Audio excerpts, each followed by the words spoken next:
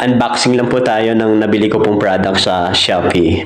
And let us have a review regarding for this product, the AK6 Pro headset. So regarding for the price, is very affordable for only 99 to 188 pesos.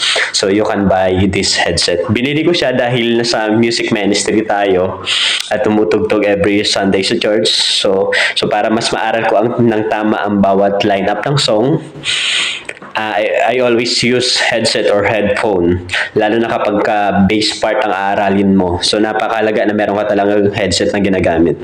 Ayan, so regarding for the quality of these products, is goods na goods naman siya para sa akin.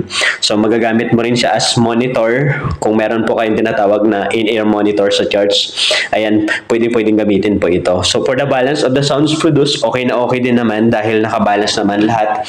Rinig pati yung bass at malinaw. So may iba't iba din siyang kulay. Kung if ever that you're going to check out or may gusto po kayong kulay, may iba't iba naman siyang kulay na pagpipilian po doon.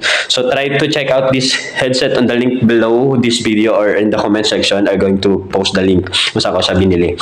So